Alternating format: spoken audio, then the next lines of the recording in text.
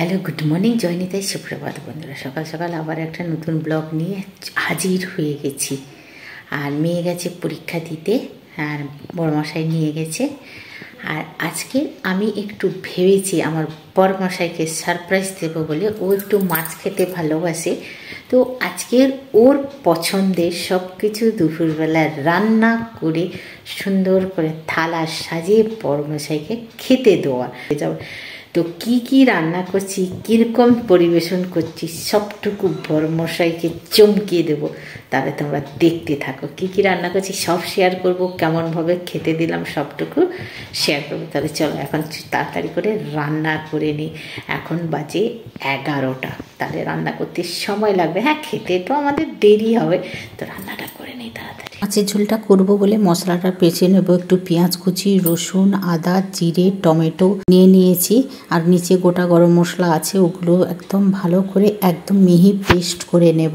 Paste করা হয়ে গেছে। কড়াইতে একটু তেল দিয়েছি, দিয়ে লবণ হলুদ একটু দিয়ে দেবো যাতে মাছ না ফাটে। এবারে যে লবণ হলুদ মাখান মাছের পিসগুলো এর মধ্যে দিয়ে দেবো। 2 পিস মাছ করব, কারণ বড়মশাই আর ছোটো মেয়ে খাবে। সকালে একটু মাছের তরকারি আছে, বড় মেয়ে খেতে চায় না। এরপরে মাছগুলোকে সুন্দর করে এপিট ওপিট করে ভালো করে ভেজে নেব। পুচের মাথাটাকেও ভেজে নেবো। আমার বড়মশাই না মাছের নেজ খেতে খুব ভালোবাসে, এই জন্য ওকে আমাদের মাছের নেজগুলো খুব বড় বড় করে কেটে আনা হয়। মাছটা ওর খুব প্রিয়। বাড়িতে বেশি মাছ হয় না তো, মাংস খায় বাচ্চারা, এই জন্য মাছ হলে ওর জন্য আমি একটু বেশি দেওয়ার চেষ্টা করি। মাছগুলো ভালো করে ভাজা হয়ে গেছে, এবার একটা প্লেটের মধ্যে সব তুলে নিই। মাছ তুলে নিয়ে ওই কড়াতে আরও একটু সর্ষের তেল দিয়ে লবণ হলুদ একটু দিয়ে দিলাম। দেওয়ার পরে একটু পেঁয়াজ কুচি করে এর মধ্যে দিয়ে দেবো। তার আগে গোটা গরম মশলা দেবো, মশলা নয়, একটু শুকনো লঙ্কা ছিঁড়ে দুটো দিয়ে দিয়েছি, 2 টুকরো তেজপাতা দিয়ে দিলাম, আর একটু দেবো 5 ফোড়ন। 5 ফোড়ন দিলে না তরকারির টেস্ট হয়, সেই হোটেলের একটা ফিল আসবে। লঙ্কাটা একটু কালো কালো হয়ে আসবে। পেঁয়াজ কুচি করে যে রেখেছি সেটা দিয়ে দেবো, এবং পেঁয়াজ বাটাও আছে, পেঁয়াজ বাটা, রসুন, আদা, টমেটো, জিরা পেস্ট করে রেখেছি, সেটাও একটু দেবো। মানে হোটেলের মতনই রান্না করার খুব ইচ্ছা আছে। আর এই তরকারিটা না একটু তেলও বেশি দিতে হয়। পেঁয়াজ কুচিটা দিয়ে দিয়েছি, একটা গোটা বড় পেঁয়াজ দিয়েছি। পেঁয়াজটা দিয়ে সুন্দর করে এটাকে ভেজে নেবো। আর পেঁয়াজ না বেশি একদম কড়িয়ে ভাজবে না, তাহলে তরকারির স্বাদ একদম নষ্ট হয়ে যায়, পেঁয়াজের গুণটাও নষ্ট হয়ে যায়। পেঁয়াজটা জাস্ট মিডিয়াম ভাজা হবে, তখনই সব বাকি মশলাটা আমি এর মধ্যে অ্যাড করে দেবো। পেঁয়াজটাকে আমি ভেজে নিচ্ছি। আজকে বড়মশাই দেখে না চমকে উঠবে, বলে তুমি আমার জন্য এত কিছু করেছো। ওরা গেছে বাচ্চাকে স্কুলে নিয়ে, মানে মেয়ের ছোটো মেয়ের পরীক্ষা চলছে তো, মাধ্যমিক পরীক্ষা।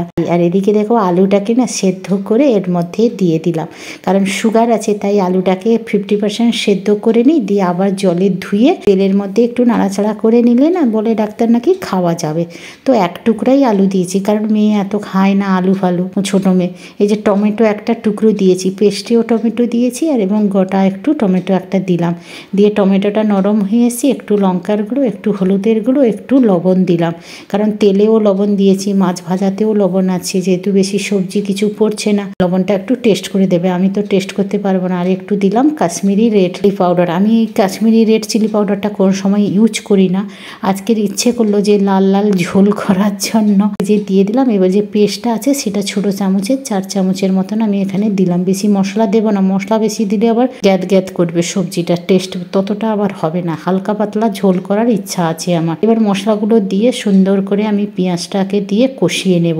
আর আলুটাও একটু ভাজা ভাজা হয়ে গেছে, এক সাইডেই রেখে দিয়েছিলাম আলাদাভাবে, আর আমি আলুটাকে ভাজলাম না। কখনো কখনো এরকম সুন্দর করে রান্নাবান্না করে পরিবারকে এরকম বসিয়ে খাওয়াবে, কিন্তু মনটা বেশ ভালো লাগে এবং সবাইও খুশি হবে। জানো তো যে সবাই সারাদিন সংসার করতে গেলে আর এইসব ইচ্ছে করে না একার জন্য কারুর করতে, তার মধ্যেও আমাদের সব কিছু ম্যানেজ করে সংসার চালাতে হবে। আর এদিকে দেখো কথা বলতে বলতে আমার মশলাটা কষানো হয়ে গেছে। এবারে আমি একটু উষ্ণ ওই মশলা ধোয়ার জল একটু দিয়ে দেবো পরিমাণ মতন, দিয়ে এটাকে একটু ফুটতে দেবো। ততক্ষণে আলুটাও ভালোভাবে সেদ্ধ হয়ে মশলায় ঢুকে যাবে, মশলাটাও হয়ে যাবে, আর ঝোলটা ফুটে উঠলে তখন ওই 2টো মাছ ভাজা আছে ওটার তেলের মধ্যে দিয়ে দেবো। এখানে আমি ধনেপাতা দেবো না, কিচ্ছু দেবো না।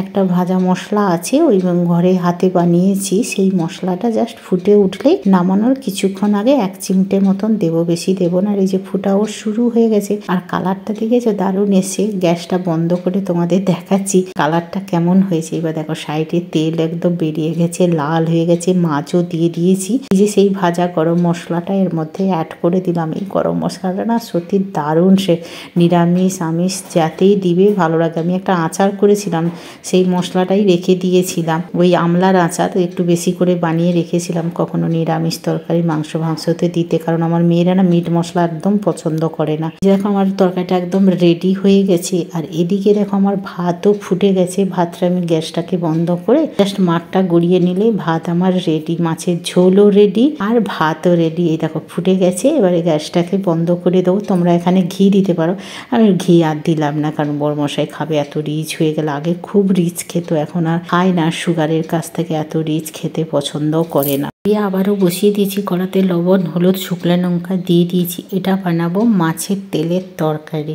তেলটাও না খুব সুন্দর, বড়মশাইয়ের জন্য মাঝে মাঝে নিয়ে আসা হয়।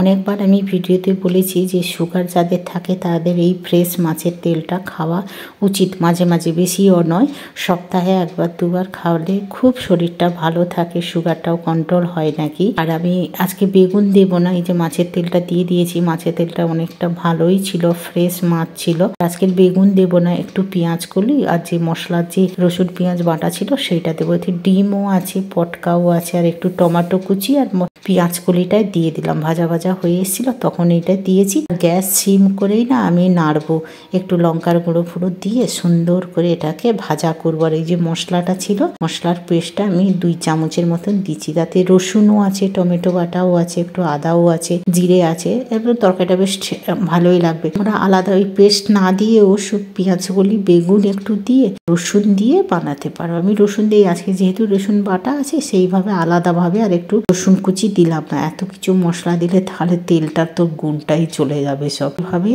গ্যাস সিম করে করে একদম মজিয়ে আমি রান্না করব। গরম ভাতে না সত্যি খুব ভালো লাগে। এই যে ঢাকনা দিয়ে রেখে দিলাম। আর এবার দেখাচ্ছি, দেখো ফাইনাল লুকটা কত সুন্দর হয়েছে। সাইড দিয়ে তেলও বেরিয়ে গেছে আর মাছের ডিমও ছিল সুন্দর, একদম ফ্রেশ মাছ তো তেলটা তবে ভালো হয়, গরম ভাতের সাথে একদম জমে যাবে। মাছ রান্নার পরে এখন আমি এই যে আলুর চিপসটা করে নেব, হালকা সেদ্ধ করে তারপরে ভালো করে জলটাকে শুকিয়ে নিয়ে তেলের মধ্যে দিয়ে মুচমুচ করে ভেজে নেব। তারপরে আবার খাওয়ার সময় আবার একটু তেলে দিয়ে ভেজে নিলে না একদম ঝুরো ঝুরো হয়ে যাবে, কারণ মেয়েদের আসতে দেরি হবে, ততক্ষণে তো ঠান্ডা হয়ে যাবে না। কাজটা কমপ্লিট করে নিলাম। এই যে আলু ভাজা করেছি, কাঁচা আর শুকনো লঙ্কা দুটো ভেজে নিয়েছি আর বড়ি দুটো ভেজেছি। আমার জন্য বড়ি ভাজা আমার খুব ভালো লাগে।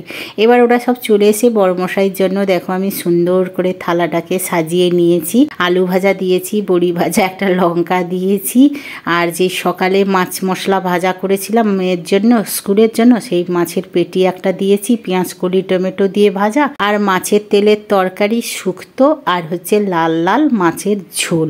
এই হচ্ছে দুপুরের মেনু আজকের। মাংসও আছে, মাংসও বানিয়েছি 2 মেয়ের জন্য। বড়মশাইকে বললাম একটু মাংস দেবো, বলে না না আমাকে মাংস দিও না, মাছই দিও, আর ওদের জন্য মাংসটা রেখে দিও। ওরা মাংস খাবে কিন্তু বললো যে এখন খিদে পাচ্ছে না, ওরা পরেই খাবে।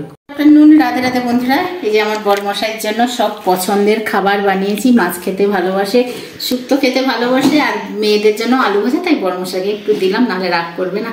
ওর সব মাছের যত যা খেতে ভালোবাসে তাই বানিয়েছি। চলো ওকে আজকে পরিবেশন করে দিই।